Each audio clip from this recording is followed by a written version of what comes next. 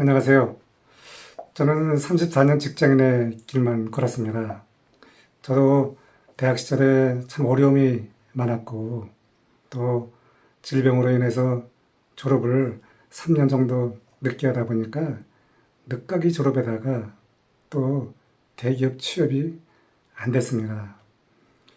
사실 이 당신이 보석입니다 책 속에는 저의 힘겹던 그 스토리가 참 많이 들어가 있죠.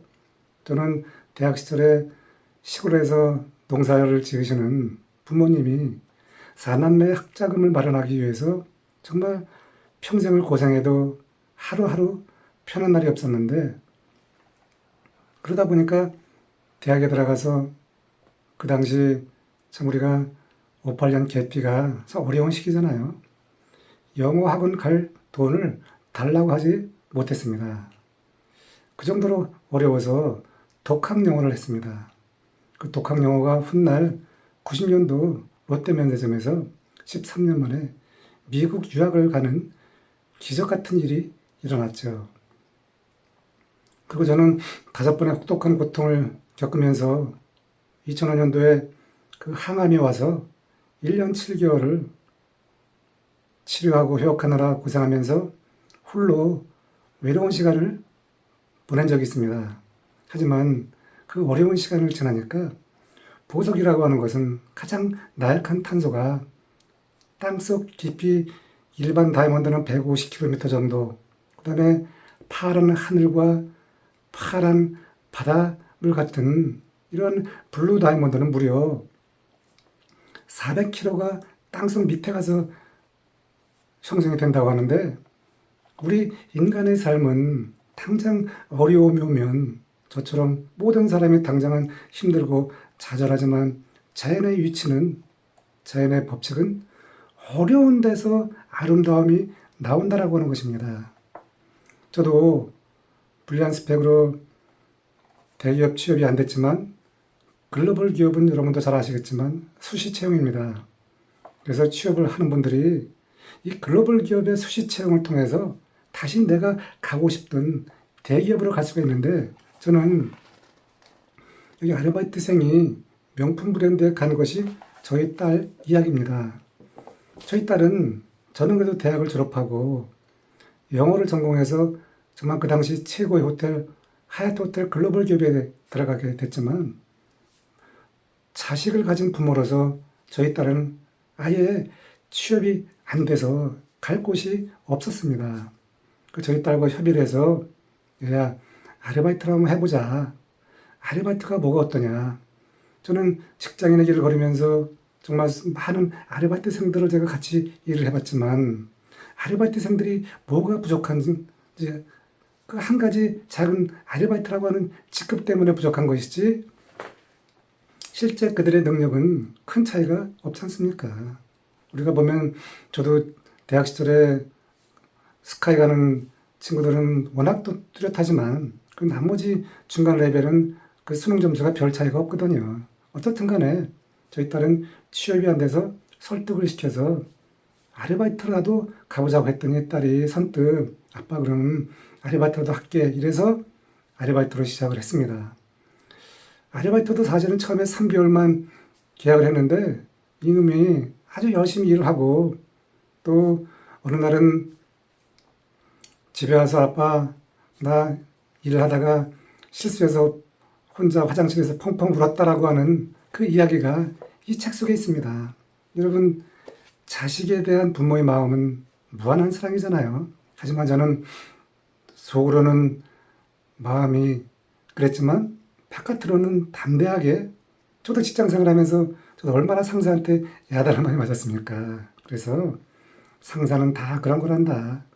네가 가서 스스로 상사한테 왜 야단 맞았는지 한번 생각해 보렴. 이렇게 이야기를 해서 동조를 많이 했죠. 결국은 3개월 아르바이트가 1년 인턴으로 연장이 됐습니다.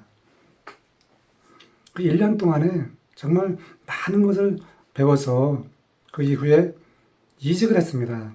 직장인의 길에 저 같은 58년 개띠는 많은 이직을 하지 않지만 저는 유독 이직을 5번을 했습니다. 저희 식구들도, 저희 딸들도 지금 이직을 좀 하는데, 이직이라고 하는 것도 법칙이 있습니다. 바로바로 하는 게 아니라 일정 기간 3년에서 꼭 4, 5년 사이를 경력을 쌓으면 이직할 때 그 경력을 인정해 주죠. 그래서 저희 딸이 명품 브랜드로 다시 들어갔습니다. 세계 넘버 5 명품 브랜드에 이직을 해서 거기서 또 기업에서 이 대기업은 큰 프로젝트가 있으면은 경력직을 많이 채용하잖아요.